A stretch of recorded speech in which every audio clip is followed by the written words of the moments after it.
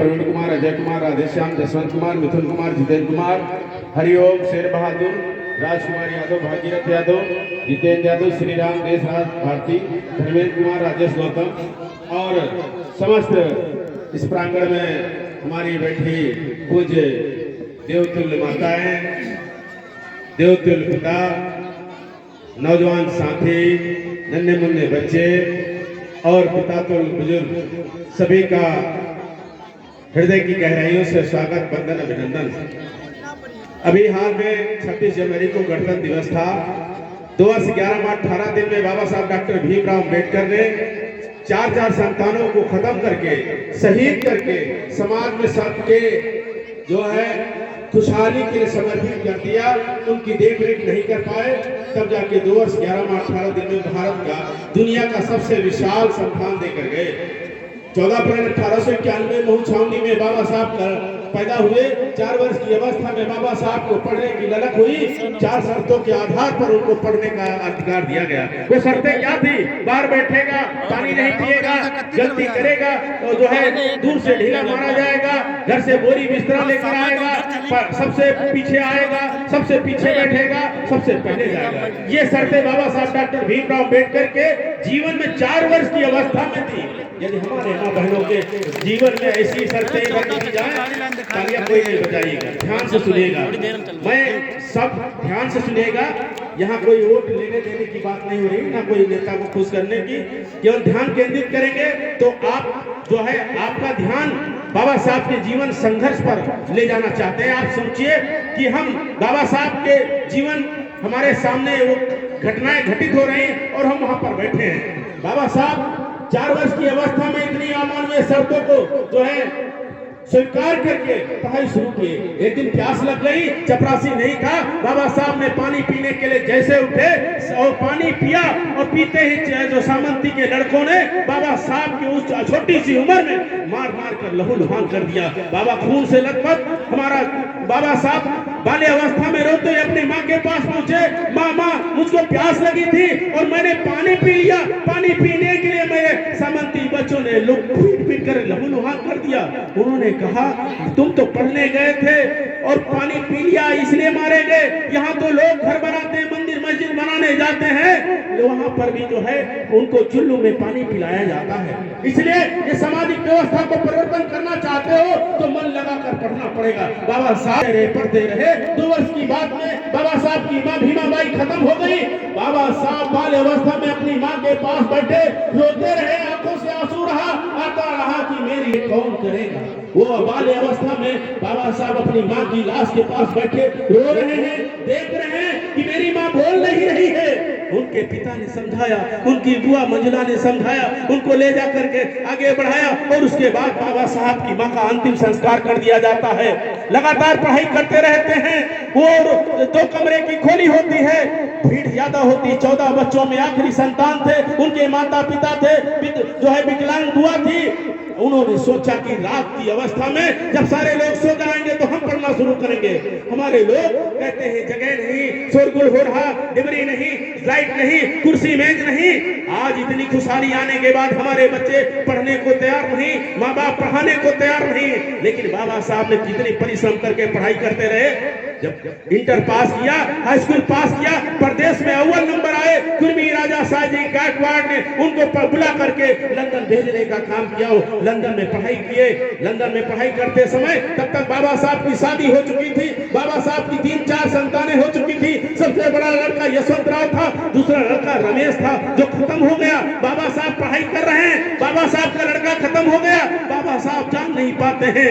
दूसरा लड़का जो है जो पढ़ाई करके वापस आते हैं, वो बाबा साहब घर को पहुंचते हैं। इसी तरह भीड़ लगी है। बाबा साहब के पास जो पैसे बचे थे उन्होंने बच्चों के लिए, छोटे छोटे बच्चों के लिए बिस्किट टॉफी लेकर चले आए और इस भीड़ को चीरते हुए जैसे आगे बढ़े और देखा कि बाबा साहब के घर में एक लड़का लेटा है, उस पर जो है सफेद चादर पड़ी है। जैसे बाबा साहब आगे बढ़े और वहां पर ठहरे, देखा उसी पर बैठी औरतों ने जो ही उनका चेहरे से पर्दा उठाया, बाबा साहब बिलबिलाकर बैठ गए, रोने लगे कि जिस बच्चे के लिए मैंने खाने के लिए जो है सोचा था कि घर में पहुंचेंगे, हमारे बच्चों को बिस्कुट टॉफी मिलेगी, मैं उनकी हंसखेली हटकेली देखूंगा, लेकिन उसकी लाश को देखा। बाबा साहब उस लाश के पास बैठकर रोने लगे। रोते रोते थोड़ी देर के बाद अंदर गए, बाहर आए।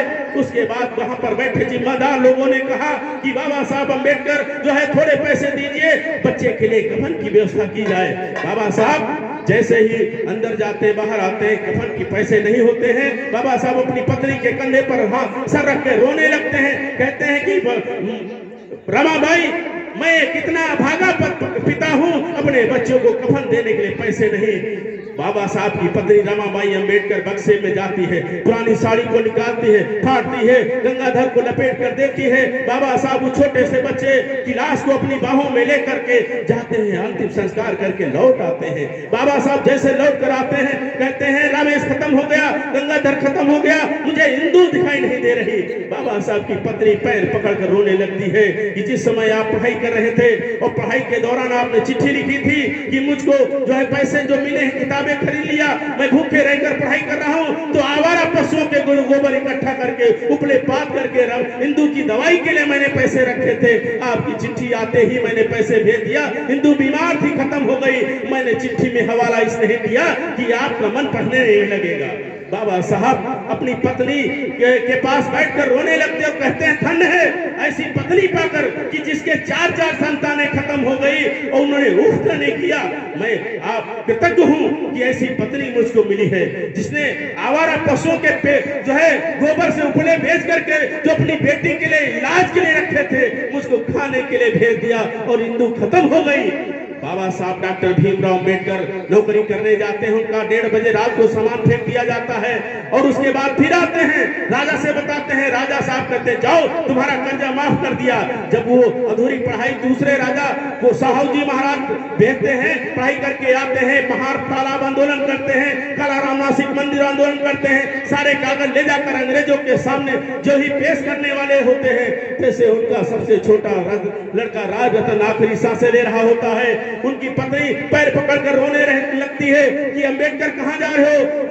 रमेश खत्म हो गया, गंगाधर खत्म हो गया, हिंदू खत्म हो गई, आखिरी लड़का राज रतन जो है आखिरी सांसें ले रहा है, आप कहां जा रहे हो? बाबा साहब कह रहे हैं कि अगर मैं वहां नहीं गया तो मेरे करोड़ों लोगों के अधिकार से, हक हकूक से वंचित हो जाएंगे, इसलिए वहां जाना जरूरी है, इसकी दवा इलाज करा लेना।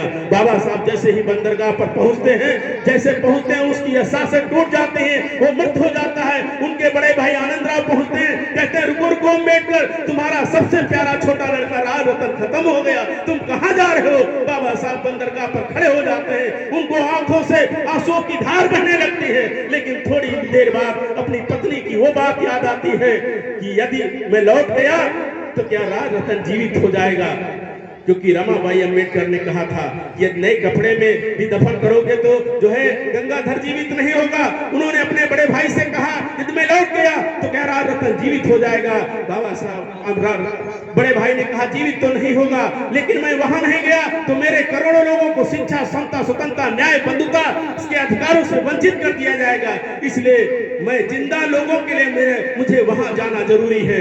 अपने लड़के राज रतन की बिना अंतिम संस्कार किए चले जाते हैं, वहां से हमारे लिए अधिकार लेकर आते हैं और उसके बाद उनको 2 वर्ष 11 माह 18 दिन में विशाल संविधान बनाकर हमको अधिकार देने का मौका मिला। आपके गांव में बहुत सारे लोग शहर के किनारे हैं, आपके पास जयपुरिया स्कूल है, सागर स्कूल है और एसकेडी स्कूल है, शहरों के किनारे आप बसे हैं, आपके घर में लाइट है, पक्के मकान है, आप अपने जन्मदिन, मुंडन, अंधविश्वास, ढोगा नंबर में न फंसे, अपने बच्चों को पढ़ा करके और जो है डीएम, एसडीएम, डॉक्टर, इंजीनियर बनाने का काम करें। जैसे गिरीश बाबू आपके गांव के हैं, रेलवे विभाग में नौकरी करते हैं, 12 बंकी में मकान बना लिया। बहुत सारे लोग जिन लोगों ने जो है पढ़ाई करके आगे बढ़ गए, 12 बंकी, लखनऊ, दिल्ली, उनके लड़के अमेरिका तक पहुंच गए हैं। उनके साथ कोई अत्याचार, अन्याचार और दुराचार नहीं करता है। जो गरीब गांव में पड़ा है, जो नशे की हालत में नालियों में पड़ा रहता है, जो अंधविश्वास, ढोंग, आडंबर में फंसा है, जो दूसरों के यहाँ जाकर मजदूरी करता है, उसी की दिहाड़ी मजदूरी मारी जाती है। देखिए भटपुरा में एक लोग थे जिन्होंने 3 लाख रुपए का ठेकेदारी में एक मजदूरी किया, उनका पैसा मार लिया गया। अगर वो डीएम या दरोगा होते तो कोई उनका पैसा मार पाता, कोई वकील होते तो कोई पैसा मार पाता।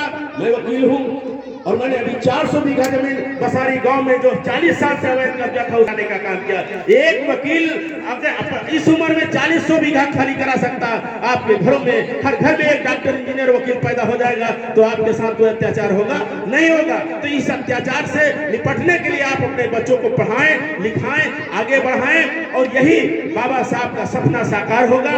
इसी से ही सच्ची श्रद्धांजलि होगी। समय कम है क्योंकि मुझे पड़ोस के गांव में करंग में भी जाना है और सुबह से 2 कार्यक्रम हो चुके हैं आप लोगों ने और सुंदर सा कार्यक्रम सुन रहे हैं। इसको मनोरंजन मत समझिएगा, ये हमारे महापुरुषों की जीवनी है। बाबा साहब की हत्या हुई, कबीर की हत्या हुई, रविदास की हत्या हुई, गुरु घासीदास की हत्या हुई, हत्याओं पर हत्या होती चली गई। जिन्होंने समाज को उन्नयन करने के लिए आगे बढ़ाया उनकी हत्या कर दी गई।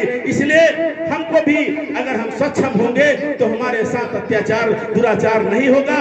सब समय परिस्थिति विषम है, इसलिए हमको जो समय मिला है उसमें अपने बच्चों को पढ़ा लिखा करके आगे बढ़ा दें। बहुत बहुत धन्यवाद। जय भीम, जय भारत, जय संविधान, जय विज्ञान।